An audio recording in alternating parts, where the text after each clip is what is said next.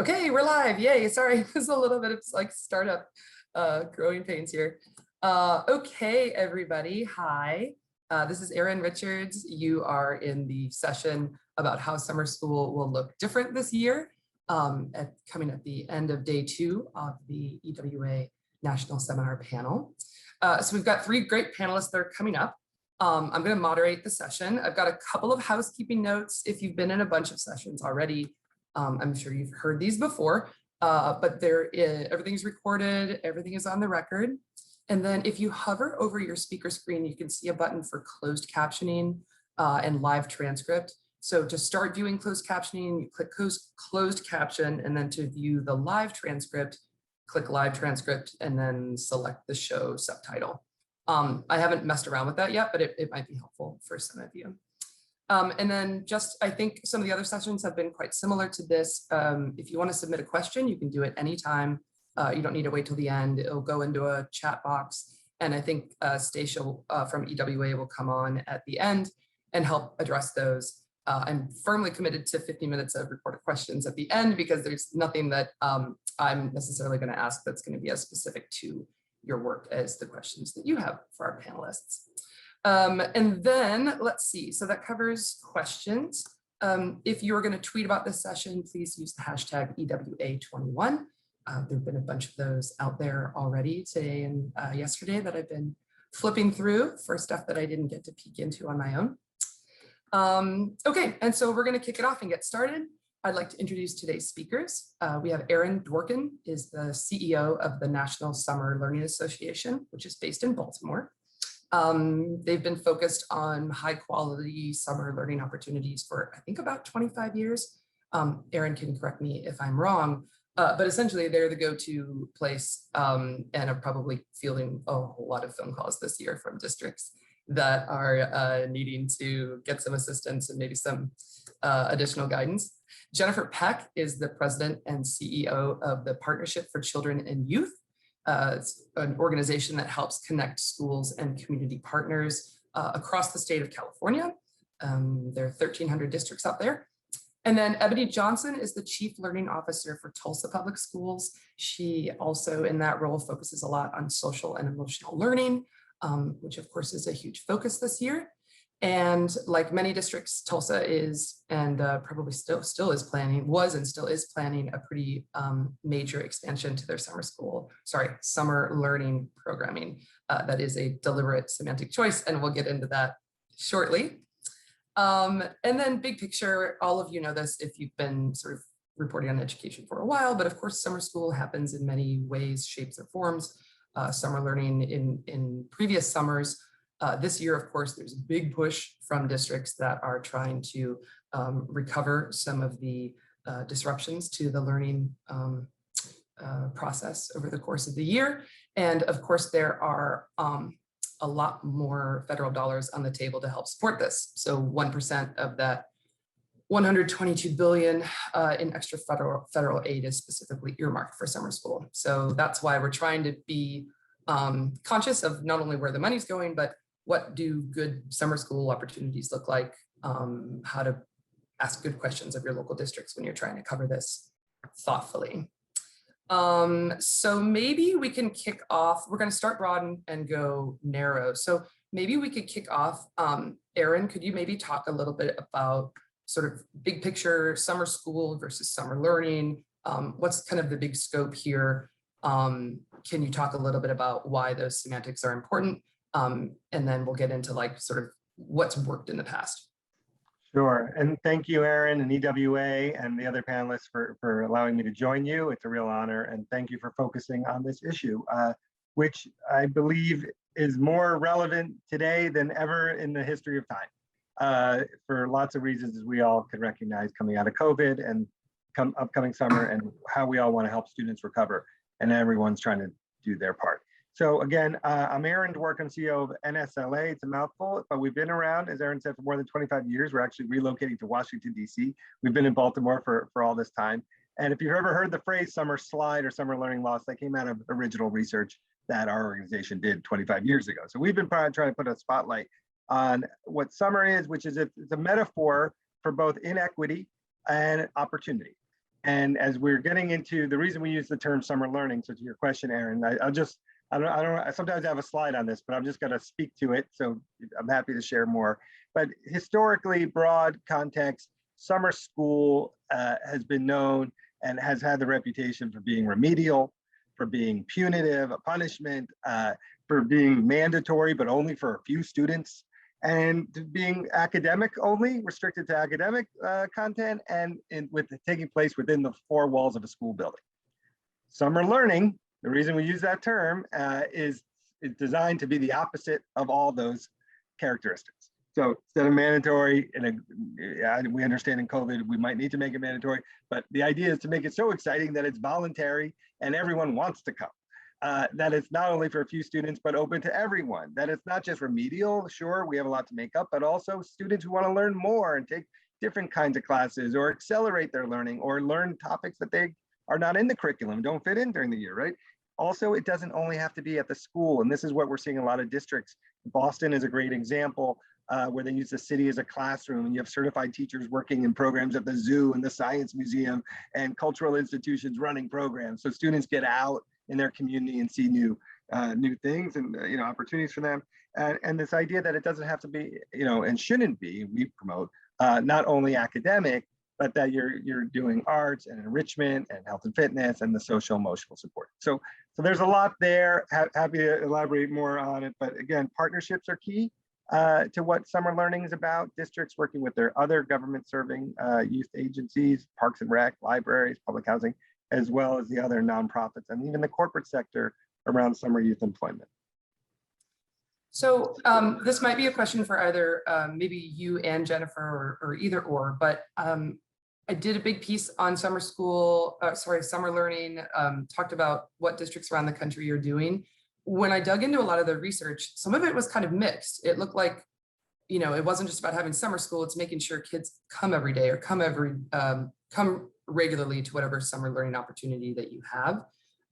Based on what you guys know, does summer school work? Does it have measurable outcomes for academics? And if so, what should schools be measuring? Jennifer, you want to go for it first? Sure, I can jump in. I mean, so I am not aware of any studies that have definitively shown that traditional remedial part day summer school is at all effective. What has been shown to be effective, and this has been affirmed over and over again, and in fact, just this past year through a major multi-year study by the Rand Corporation, is that the programs that are proven to get both academic and well-being and social emotional positive outcomes for kids are programs that, as Erin alluded to, are blended staffing with teachers working in the academic portion of the program and community-based organizations doing enrichment and exposure and fun and all of the things that get kids to be there, and programs that are full day in nature and that go on for at least 5 to 6 weeks, and also for multiple summers. And so one of the things that was interesting about the RAND study showed that after one summer, they didn't see meaningful change in, I think it was in reading and in the social emotional. They saw a little bit of change in math, but over 2 summers, they saw positive outcomes on all of those measures. And so I think that's one of the things we really have to keep in mind as these federal recovery dollars are being spent out there, that we can't look at this as a one summer solution. And I think the research is pretty clear about that. How many years are districts allowed to spend this earmark specifically for summer learning? How many years can they spread that out over? They have 3 summers in which to spend. Okay. Erin, do you want to add anything to that about just gonna say, what works or what's? Yeah, no, and Jennifer knows, and she led a gigantic statewide effort in California that's a lot of great examples she could share. But again, just echoing that we have 3 years for the funding. And while we're sitting here on May 4th and people are gonna do the best they can, we're trying to make sure that people build their summer planning into their year-round cycle of planning for school districts for the next few years. And that's the real opportunity we have here, not to just get some funding now at the end of the year and quickly try and plan, but that we have a chance to do it. And again, the evidence base is really strong. for what works. We know what doesn't work too, but we know, like Jennifer was describing, and that RAND study looked at 5,600 students in 5 districts across the country for multiple years. And so there were a lot of lessons learned, and that I think set us up well for this opportunity, because we've been prepared, we have research, we know it works, we have good training, we have good infrastructure to handle the investment of resources, and now it's about executing them. One thing I wanted to just add in on that the research really affirms and is also common sense is the importance of consistent attendance in these programs, which is necessary to get to any of the outcomes that we're looking for young people. And if you're not designing these programs around student interest and making it fun and making it feel like camp, kids aren't going to show up and families aren't going to be interested. And I think that's going to be especially important this coming summer as we try to rebuild the confidence of families to send their kids back into in-person structured environments. These programs really, really have to appeal to kids and families for them to show up and come every day. Because one of the major problems here is that summer school isn't mandatory, right? So districts don't actually have they can't force kids to come, right? So their best carrot in that scenario is to make it really engaging, and so that kids and families want to participate, right?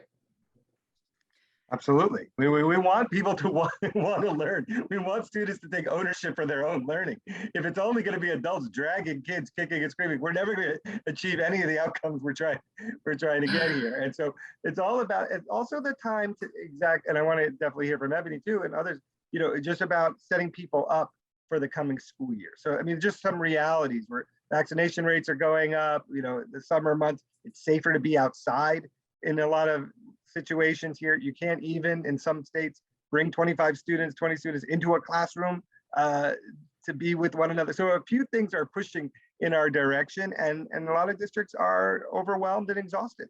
And so all of this leads to more partnerships, and the idea of using this summer to help set districts and schools and families up for acclimating with one another and getting excited to go back in person.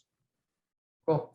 I'm going to come back around to Ebony, because I want to take a deep dive into Tulsa as an example of a district doing something different. But before we go on, because you mentioned it, Erin, and maybe Jennifer too, what are the things that don't work beyond like a half-day program or something? Are there other sort of red flags for summer school planning that reporters may see early on that maybe their district is doing something that doesn't really have a good research base behind it? I feel bad because everything I say sounds so obvious once I say it, but unfortunately it's not always implemented. So if I'm going to tell you and remind us all that we are coming out of a very traumatic experience that has disproportionately affected low income and communities of color. More people in the Latino community have lost their jobs 3 times more than white people in terms of unemployment. Death rates from COVID in the African American community twice as high as they are in others. So depending on who you're working with, there has been real trauma. And so that leads to a line that we like to say, which is connection before content. You can't just welcome everyone back, encourage everyone to come back and not touch base with like, how's your life? Like, how's your family? What have you just been through? What is going on? And can we get some social workers and the people who have real training and expertise in some of this to work in these programs and connect, because and then we'll get to math and reading and science and all of this. But I just want to remind ourselves in our rush to just kind of run back to normal that we have not been through a normal experience, and that's certainly an important message. But there's other points, I'm sure, Jen and others.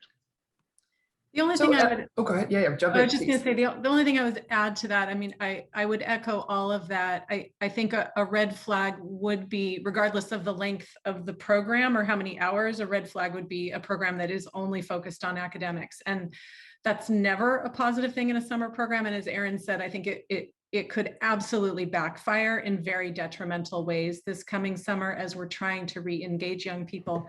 And I think something we really have to look for in summer programs this year are how well have the staff been trained to be able to receive students and support students who've had a lot of trauma this past year. I think the professional development and staff training aspect of how districts are planning is going to be really, really important.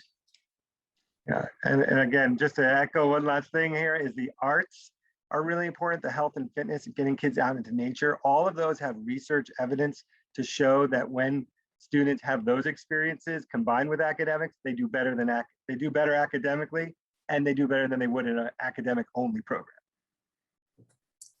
So Ebony, could you talk a little bit about the building blocks of the summer learning program you guys have set up? When we talked weeks ago now, you guys were still kind of building the rocket ship. So what is going on? Is every school going to have a full day camp? Is that something that you can actually do? And then when do things kick off, and who's going to participate?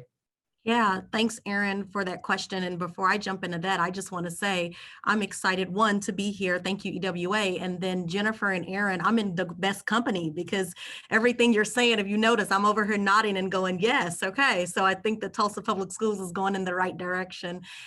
So to your question, as the second largest physical school district in the state, we just believe that there's an urgent need for restorative and meaningful summer experiences for our young people. We've committed in an unprecedented way to investing in our young people and doing that this summer in a way that we've not done before. So I'll just kind of give a little bit of data in that, I would say the previous 2 to 3 years, we had about 4,000 to 5,000 students that were a part of our typical summer school, if you will.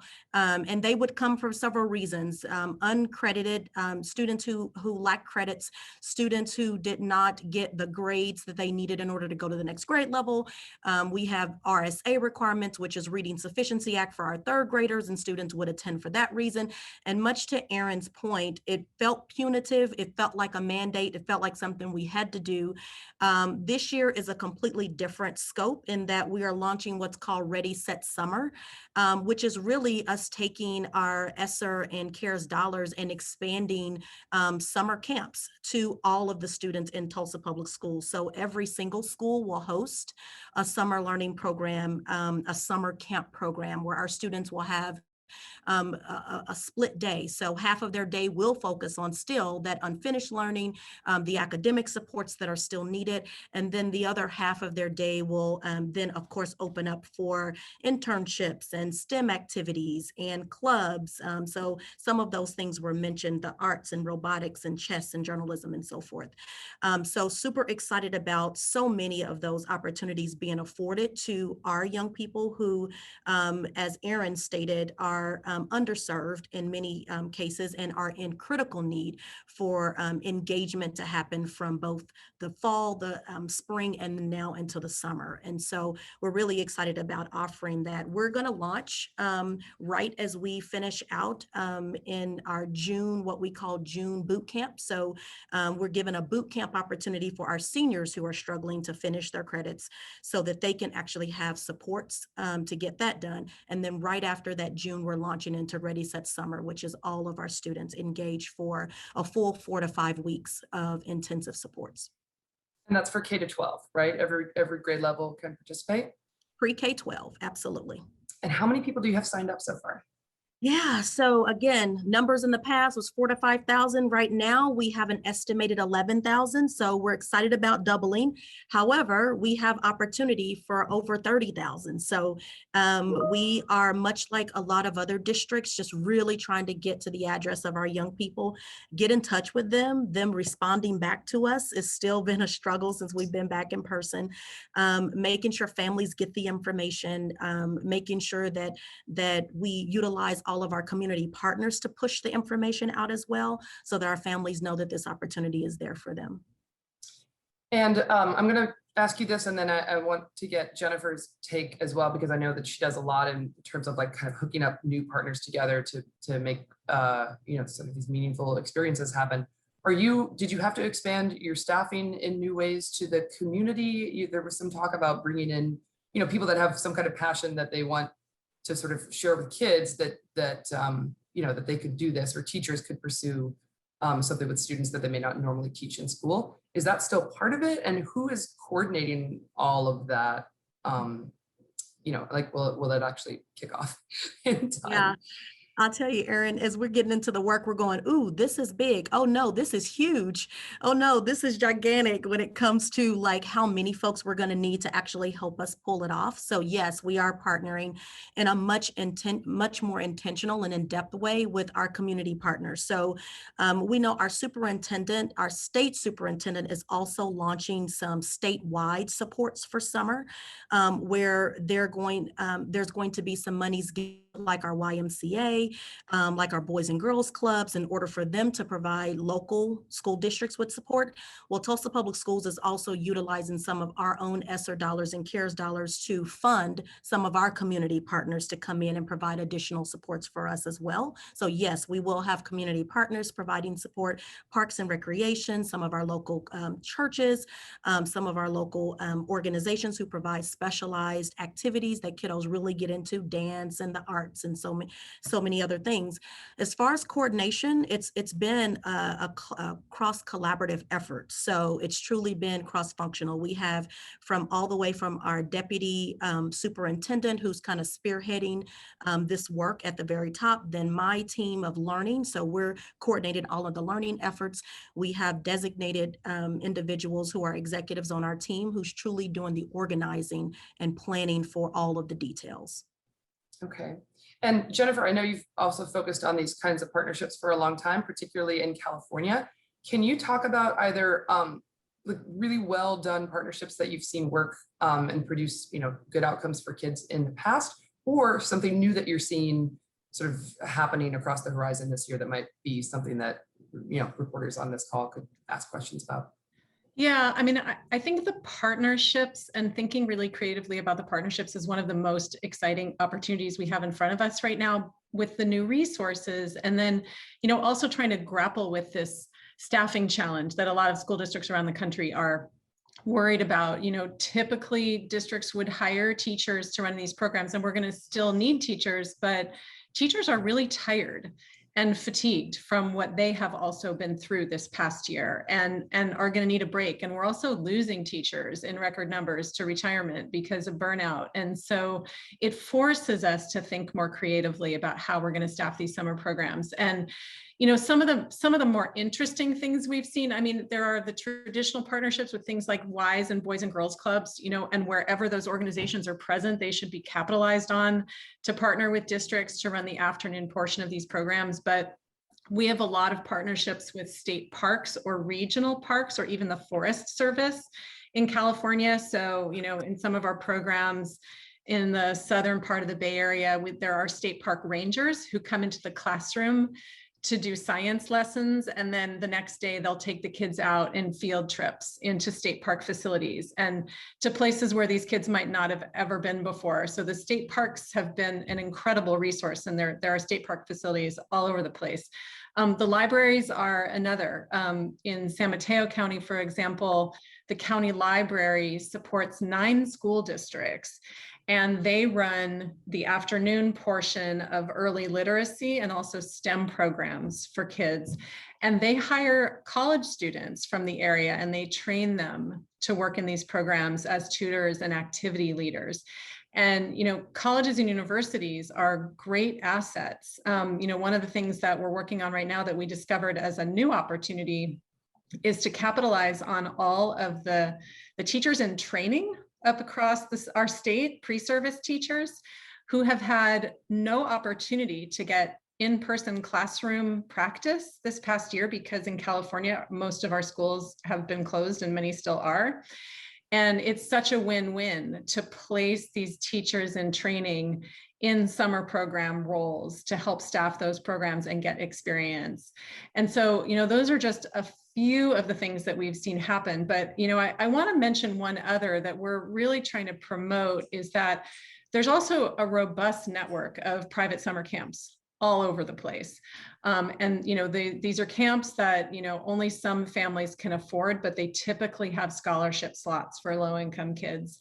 And one of the things we're really encouraging school districts to consider, with the additional resources they have, is that if they don't have the capacity to provide enriching summer experiences for kids because they're too busy and they're planning for fall, they can partner with some of these private camps to provide camp opportunities for young people that would be so exciting.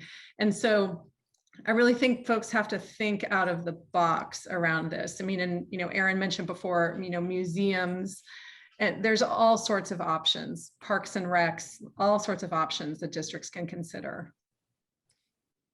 This is for anybody, because there are so many more resources in the system now for this type of programming. What are some good ways that reporters can follow where the money is going, how it's like, what can they ask for or about to sort of, do our due diligence to make sure that these funds are being spent, on like the right kinds of people or the right kinds of partners? I mean, what kinds of things would you want to see if you were going to look at books? I'll jump in with a few thoughts on this. I think, well, first of all, I think finding the person in every community and identifying the person who is the liaison between the district and all these partnerships, that'll be the gold mine for you if I was a reporter.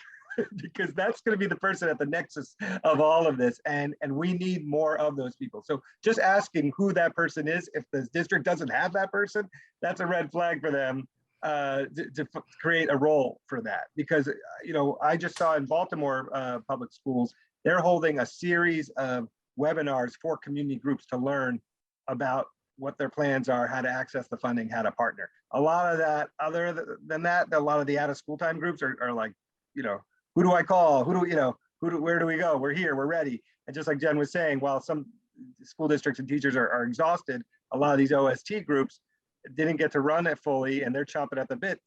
So we have a good, mix and match opportunity. The other thing I'd ask is just about the number of kids you're going to be served. Ebony, that was very inspiring. I'm going to be talking about your school district and the demand and how many more students you could serve if you had more resources and everything else. But ultimately, right now we're in a lot of the mechanics discussions. Where does the money go? Who's going to get it? Where's the evidence? And da-da-da. But, ultimately it's how many kids are we serving?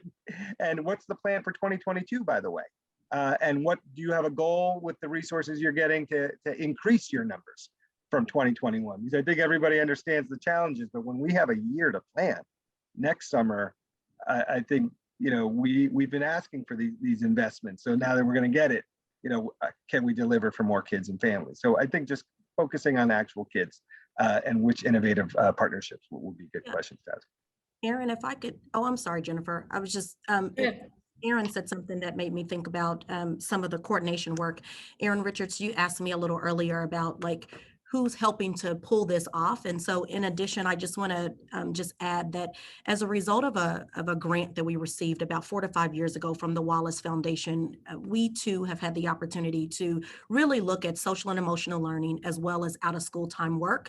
And RAND is our research firm that's really looking at the effectiveness of that. So when we first applied for that grant, we knew that we had to have what was called an intermediary for out of school time work.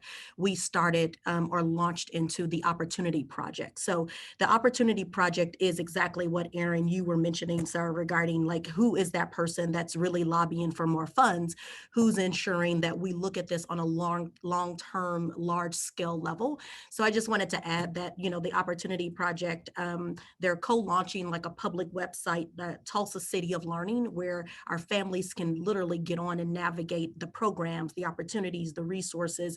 So while they're doing that, they're also pushing for more funding and looking to see what other resources are out there so that we can sustain over the next few years. In addition to who's offering both during June and during August. So how do we make sure that our students have just all those opportunities? And it's a lot to do. And I will just lastly say on this point that, we happen to be in a state where unfortunately we're underfunded in Oklahoma. So the challenge is real regarding funds to continue to do this work for our young people. So we're continuously talking to the city of Tulsa around how do we make this a part of our city's budget? How do we continue to fund this where it's not necessarily just sitting on the shoulders of a school district? So just wanted to add that and just say that all those things will play a part in how we even move into the fall and run our school year. Great, thanks. And then Jennifer, did you want to circle back? Are there any things that you would for sure ask about if you're a reporter and you're trying to just follow like the nuts and bolts and where the funds are going and who's, you know, getting them? Part of what's difficult about this is that there's so much flexibility in how districts get to spend this money, and not a ton of accountability tied to it. So I think that in some ways is very necessary to respond to the moment so communities can have that flexibility. It also makes it difficult, you know, for stakeholders to really get good information about how resources are being spent, et cetera. I think one really important way is through school boards, local school boards. I mean, you know, they are going to have to approve expenditure plans with programmatic plans attached to that, and they're going to have to be accountable for how that money is spent and what the outcomes of that will be. And so that's one place I think it's important to really be paying attention to what's going in front of school boards. And then I also think it's just a really important question to ask of districts, you know, what are they offering to kids over the summer? And is what they're offering responsive to what kids in their community are really needing? And how do they know? How did they gather that information? How did they ask students and families what they were most needing over the summer? And creating programs that were responsive rather than relying on outdated data or, you know, on their own thinking about that. I really think it's important that there are processes put in place to make these programs responsive. And I think that's gonna help on the accountability side as well. Great, thanks. Okay, well, I have more questions, but I would rather turn it over. I think we've got like 90 people in here, close to 90 people. We've got 15 minutes left.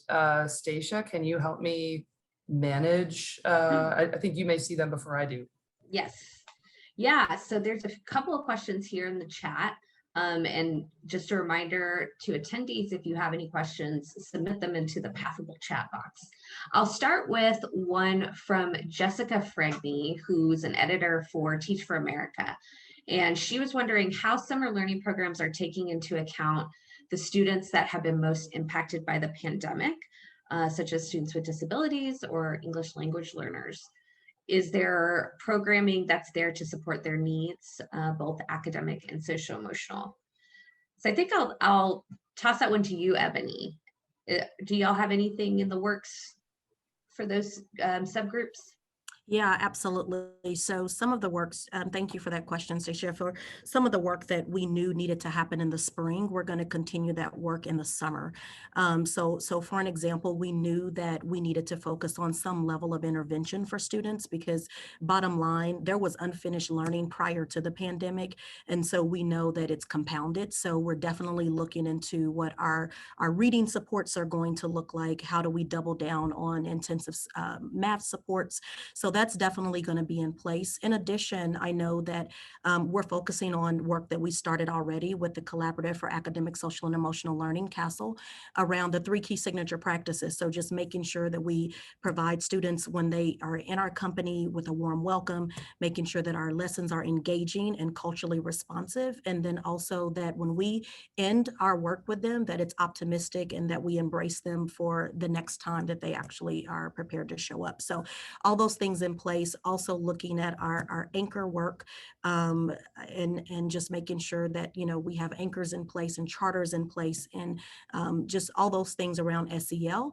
And in addition, just really doubling down on the data that speaks to which students were not showing up, which students need supports, and how do we get them on board. Is there enough, this is probably Jennifer or Erin could jump in on this too, are there enough staff to accommodate the number of kids with, you know, English learners, kids with disabilities? Are there enough staff to help them navigate a full day summer learning program if many more of them participate than in a previous year? Jennifer, do you want to share what we were talking about earlier about English language learners? Yeah, I can speak to that one a little bit. I mean, this is where our community-based organizations are so absolutely essential. You know, especially a lot of the homegrown organizations that exist in a lot of communities that are operating year-round, family service agencies, et cetera. The staff in a lot of our community-based organizations tend to live in the same communities as the kids they serve, and I think have a much better ability to connect and relate to kids and families than sometimes the school staff can. And also, I mean, a huge percentage here in California, for example, of our after school and summer workforce are bilingual staff. And so I think it's another reason why it's so important to be engaging our community-based organizations. I also think it's another reason to be considering doing these full day, research recommended full day longer programs in the summer, because there's also a lot of research about, even in enrichment programs where you're not doing explicit English language instruction, the time and the exposure to English speaking adults and activities has an enormous impact on English language development. And in California, for example, there was a huge study done of our publicly funded after school programs. And we invest $500 million every year in school-based after school programs. The subgroup of students that had the most significant gains in school day attendance and grades and related measures were the English learners who attended the program regularly. So I think that's just a piece that shouldn't be underestimated. And yes, I think staffing everywhere is going to be a challenge, but again, the community organizations really are the solution. And if I may, I'll just throw one thing out. I know Teach for America is modeled very well, and they have their great Summer Institute, where it's over the summer that so many of their teachers are getting their first kind of classroom experience, and it's hands-on. And the reason I bring that up as an example is so many summer programs double up as a form of professional development for staff, and also diverse teacher recruitment pipeline programs. And so as we're trying to get more teachers with skill sets and similar backgrounds to students and get more people into the profession, a lot of these summer programs can be designed, and there are a lot that are, to reach certain populations in ways that you might not be able to do and execute against during the year. A really interesting point, Erin. I'm going to move to the next question. It's from Megan Valley, who is a reporter at the Belleville News Democrat, and she's also a Report for America Corps member. Megan says that she covers a local district that was 100% remote until March. And now they're extending the school year by a month to try to catch their students up. And they're making it mandatory. And while most at-risk students will be in person, the majority are going to be continuing remotely. So her question is there any evidence that this plan, or maybe a plan like it, actually benefits those remote students? We looked into this a little bit earlier in the year because there have been some districts in California and some large ones that considered extending the school year, and we were unable to find any evidence of extended school year programs having any effect, as opposed to the definitive and overwhelming body of research around the effectiveness of summer learning programs in the model that we were speaking to earlier. So my opinion about this is that it's crazy to not go with the approach that research has affirmed year after year, study after study, about the effectiveness of full day, 5 to 6 weeks, summer programs that have a blend of academics and enrichment. We know it works, and we know it's what kids are going to need. And I will just say, just this morning, there was a report in the LA Times about, how the fact that LA Unified had actually proposed extending the school year for 2 weeks. It totally fell apart and backfired against the district, and they've abandoned the plan because families are up in arms because kids have been on Zoom school all year long, and it's the last thing they want. It's the last thing that they need. Yeah, that's a good question. I know we've talked about staffing a lot, but I just want to include this question from Jennifer Palmer. And Ebony, I want to hear from you just specifically how your summer programs are being staffed. And Jennifer is really curious if they're being staffed with certified teachers, and are the teachers receiving extra pay? Mhm.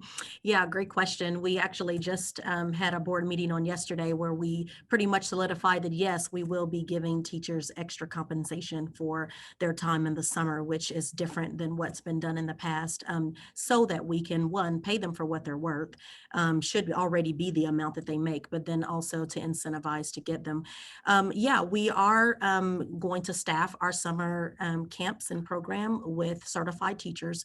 We have also opened it up to other staff members who have a particular interest and have a particular skill set that they want to share with our students. So for an example, if there is a teacher's assistant that loves to play the guitar and they are skilled in like teaching guitar lessons, then definitely welcoming them in to do that. In addition, we are partnering with various community partners and agencies in order to also support summer programming. We have churches that would typically do summer programming for some of our students in certain populations in certain areas of our city. Well, we're partnering with them to make sure that they know that we can support the summer programming that they're offering every year and continue to do that. And or we can fund additional supports for them to have the students in our schools, and we partner with them to do that. So definitely not competing, but definitely embracing outside partners as well. Parks and Recs are helping us as well. So yeah, it's definitely a full city effort. Asher Lear Small from the 74 says this has been really useful and he thanks all of the panelists. One thing he's left wondering is which students are accessing summer program and which aren't. Ebony, he asked you specifically, you mentioned that 11,000 students have signed on for this summer, which is fantastic, but Google says Tulsa Public Schools serves over 30,000 kids. So he's wondering, how do we ensure that youth don't slip through the cracks? Yeah, the good thing is that we pushed the start date back to July. So we have a little time to let's get more families signed up. I think right now, a lot of our young people and families are just trying to get through the spring and finish out the spring successfully. So we know that once we get to the latter part of May, we'll have a lot of families saying, okay, now what? What are we going to do for summer? So we're anticipating we'll definitely get more numbers. I'll just say that, like my panelists have stated, this is a difficult time for all school districts, and families and students that we would normally be able to reach by just picking up the phone and giving them a call or reaching out, we're not always able to reach them. So we're having to do some non-traditional things to get in touch with families to make sure that they know that these opportunities are out there. So we're going to continue to work on it. Again, just having readily available opportunities for families to sign up online, getting out to the home, sending our social workers out to actually knock on doors, use our mental health agencies as they visit with students to also share about our summer programming, and making sure our community partners in the city as well advertise for our summer programming. Yeah. May I make a quick comment, Erin? Okay? Yeah, jump in. I appreciate you using the term, Ebony, non-traditional. I will use a simile for that of innovative and outside the box, as Jennifer was saying. So I think this is also a time, not just the moment we're in, but summer generally, but now the situation we're all responding to calls for innovation and hyper creativity, hyper collaboration, and we're seeing it. And what's good is if we could do it well, then it could last and carry on into the year. So just a few quick examples, just locally to where I am. Again, just because I visit them. I'll just say the Baltimore Public Schools has a summer middle school program partnership with a group called Young Audiences, where they put artists and make them co-teachers with traditional school core day teachers, and they teach their whole summer program through the arts, rapping, music, putting on plays, they get the academic outcomes, but it's totally like an art-infused summer program. The DC Summer Youth Employment Program for older high school students is now paying their students to take classes as part of their job for the first few hours of their workday to help. So that's non-traditional, that's innovative. That should be something that probably should have been done 20 years ago and should continue going forward possibly. And then you get into these very specific, and this is what's fun, you can go deep on different subjects. So there's another great program, but there are dozens of these kind of healthcare career pipeline summer programs that every hospital and every medical school is running for high school youth, especially diverse high school youth. And the one that I see, and we gave an award to, is called Merit Health Scholars, where ninth graders are working, shadowing surgeons and then they're working in research labs, and then they're working in community health clinics. And so these are the kinds of opportunities, and you could get science credit for this, for your school, and you get this hands-on work experience. And there's just a lot there that if we want to be non-traditional, we could help kids learn in different ways. If I could just add in one plug about the issue of high school kids and adolescents, I mean, the needs for credit recovery and so many kids at risk of not graduating is really a big crisis all over the place. And there were a lot of high school kids who didn't go to school this past year because they needed to work for a variety of reasons. And so they did not log on to Zoom, and they were working either in person or remotely in some way. And with this recovery money, districts can pay high school students for a range of things as long as it is connected to a learning goal. And so, as Erin was suggesting, there are work-based learning opportunities. You can hire high school students to be tutors and support enrichment activities in a summer program. You can pay them for community service opportunities. There's a lot of creative ways to do that. And we really should be using some of this money to support high school students in that way. And it will be the smartest way to get those kids re-engaged because of the incentive. And a win-win for the students who look up, for the younger students who will look up to them and listen to them more. Yeah. So unfortunately, we are at time, and I know there were a few questions in the chat that we didn't get to. And so attendees, I encourage you to follow up with our speakers. If you would like to ask them any more questions, you should be able to message them right through the platform. And thank you all, speakers, and Erin, our moderator, for joining us today. There have been several people in the chat that have said this is so timely. This has been an information-packed session, and we really, really appreciate you sharing the tips and all of your knowledge and experience in this field with our reporters today. For those in the audience, I just want to remind you that you'll get a survey next week that we would really like for you to fill out. And coming up, our last block of programming at 5:15, there are 2 sessions on book talks. If you are thinking about turning your reporting into a book, you might want to join that session. There's 2, one for K through 12 and one for higher ed. And then there's another session on 3 great hacks to save your time, story, and career. So it sounds very like practical advice there. So thanks once again to our speakers and moderator. And take care, everyone. See you next time. Thank you, everyone. Thanks, guys. Thank you. Bye.